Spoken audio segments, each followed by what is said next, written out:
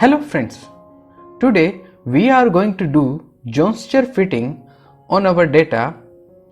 Jones-Church power law is this, in which sigma AC conductivity is equal to sigma DC conductivity plus A1 omega raised to the power S1. Here omega is our angular frequency. To fit this on our data, let us first open our origin in which we have this data. In this origin file, we have some data in which along x-axis we have frequency and along y-axis we have AC conductivity data. But in Jones-Church power law, we need angular frequency, not the normal frequency. So to calculate the angular frequency, I am inserting one column here. And to calculate the angular frequency at this column, I go to set column values. So here the angular frequency is 2 into pi, which is 3.14 into the frequency, and the value of frequency is given in column A. So I can write here as column A. So if I press OK, in the second column, I will get the value of omega, which is angular frequency. So I can set this as X and AC conductivity as Y. Now I can plot this. So this is the plot between AC conductivity and the angular frequency. This plot is hard to understand because many points are merging together in this region. So to look at this data clearly, we can choose logarithmic scales. So if I click here, instead of linear, I am going to choose log 10. Similarly, for vertical, I am choosing log 10 and I am applying this. So in this you will look that, so the data is coming here. So just to set it in a proper way, I am scaling this. So for x-axis it is starting around 1. So for horizontal it is from 1, and for vertical it is starting around 1e minus 6. So 1e minus 6. So here is our data on which we want to fit our Jones-Church equation. For fitting this plot according to Jones-Church power law, we have two major steps. So in step 1, we will add our formula in origin, and in step 2, we will do our fitting. We need to do our step 1 only once. After that, the same formula will work for all the fittings. So first, to insert our Jones-Church formula, first we go to tools. In this option, we have this option fitting function builder. So if I click this, so this is a dialog box, and on this there are two options: create a new function or added a user defined function. So we are creating a new function. So press yes. So in which category you want to make this function? So there are many categories. There is no difference in any category you can make your function, so we can make it in the same user defined category. After that, what should be the name of this function? We are putting this name to be Jones-Church power law, and in the description we can write this is for Jones-Church fitting. Now we want to write this in the form of an equation, so then press next. After that, it is asking us to define what are our independent and dependent variable. So omega is our independent variable, so I can write it as W, and our dependent variable is sigma AC, to which I can write sigma underscore AC. All other quantities are our parameters, like sigma underscore DC, comma A1, comma S1. These are our parameters.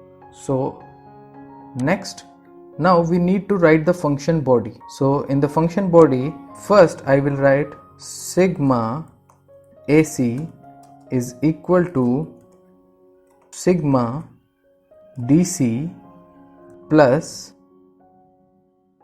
A1 star, which represents product W, and then power sign, and then S1. So this is the body of the function defined by us. And now we can also check whether the function is correct or not. So just if we press this evaluate, it is giving me some value. It means this function is working okay. Now press next, next, and finally finish. So now this function is defined for fitting. Now in the next step we are going to fit this data. Fitting the whole data in one go sometimes causes some problem. So I am giving you a fast trick to do your fitting quite easily. To do so, check this regional data selector option and select on active plot. In this plot, we can see that the left region is almost constant or linear, the right region is also almost linear, and the main fitting part is in between these lines. So we selected this data. Now we will go to analysis option, here go to fitting, and then go to non-linear curve fit, and after that open dialog. A dialog box will open. In this, go to user defined functions. In user defined category, I have defined Jones-Chur power law. So go to this function. Now it has taken this function. Now we can see that this is the code of this function. These are the parameters we need to find for this function.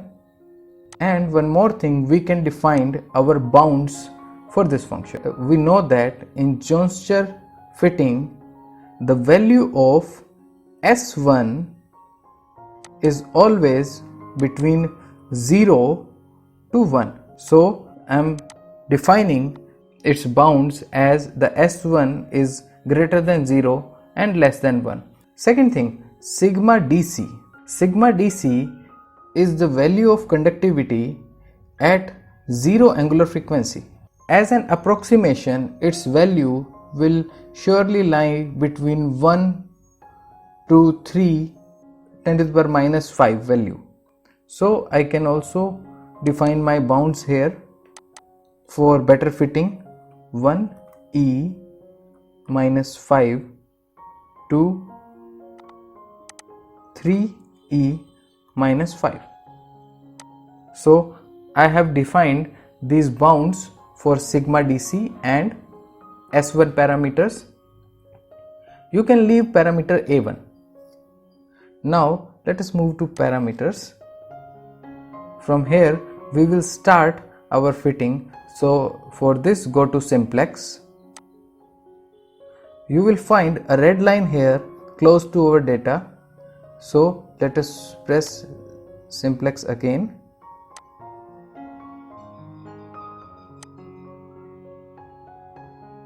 So yes, so here we can see that this red line is perfectly covering all the data points. So we can consider that this fitting is fine. So now these are the parameters. Now we can note down these values on any notepad, or we can snip these values for future reference. Cancel this out. Just right click on these lines and delete these markers. Now we can perform Jones-Chur fitting on the complete data. To do so, again go to analysis and then fitting, and then non-linear curve fitting, and then open dialog. Again choose user defined and then Jones-Chur power law, then go to parameters and just press this simplex. So this will start fitting, but this fitting is no way close to our data. So we will use these parameters to input these values. So basically sigma DC is close to 2.32 10 to the power minus 5. So I can insert this value 2.32 E minus 5.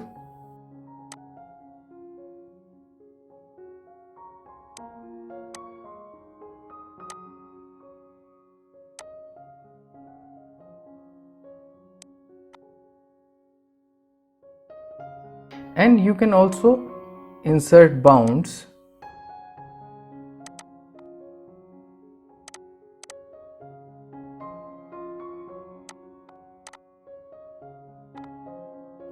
So now we can again initialize our parameters.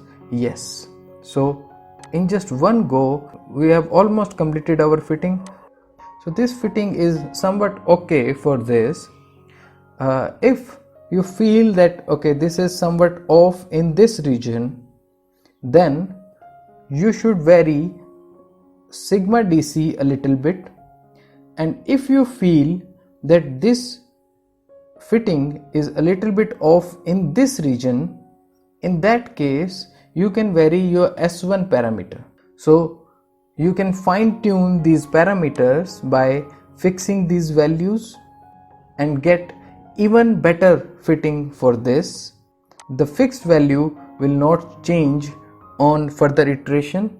So finally, if you are okay with this fitting, then you can press fit. This will give you all details about your parameters, and in case you wanna plot this fitting, you have this data. So if I plot this data, I will get its fitting, which on log scale I can clearly look at.